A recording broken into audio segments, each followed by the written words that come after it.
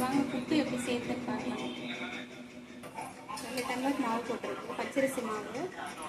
அதில் உப்பு போட்டு கொஞ்சம் தண்ணி பறித்து கிளறிக்கலாங்க. மாவு நல்லா உதிரியாக பிசறிங்க.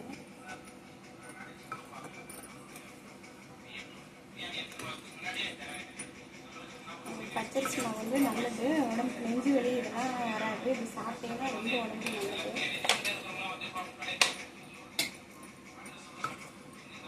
இந்த மாதிரி உதிரியாக இருக்கும் மாவு.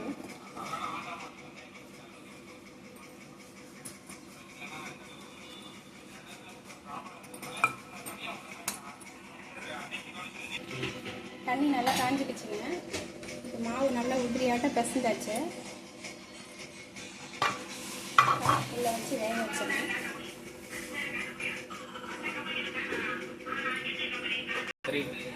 அப்படியே உள்ளே வச்சு வேக வச்சிடலாங்க. நல்லா ஆவி போக நல்லா வேகணும்.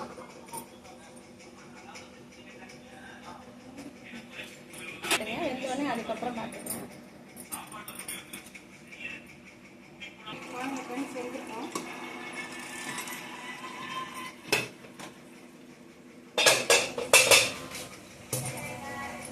புட்டு வெந்துருச்சுங்க. அடுப்பு ஆஃப் பண்ணிடலாம்.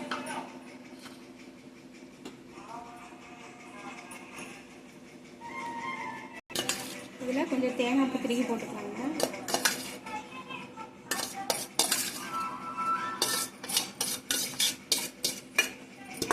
சர்க்கரை போட்டுக்கலாங்க.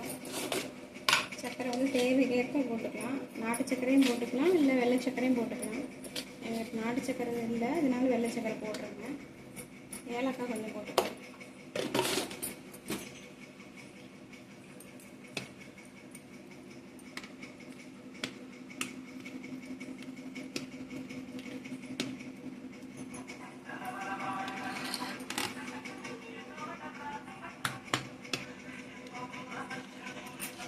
ரெடி ஆயிடுச்சுங்க.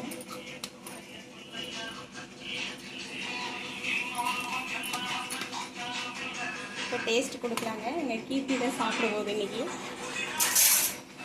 அப்படியே எடுங்க. புட்டு ரெடி ஆயிடுச்சு ஃப்ரெண்ட்ஸ், நாங்கள் சாப்பிட்லாம். இப்போ எங்கள் கீர்த்தி தான் டேஸ்ட் பார்க்க போகுது. இந்த கீர்த்தி சாப்பிட்டு பாருங்க. லைக் பண்ணுங்கள், ஷேர் பண்ணுங்கள், கமெண்ட் பண்ணுங்கள் ஃப்ரெண்ட்ஸ். பாய்.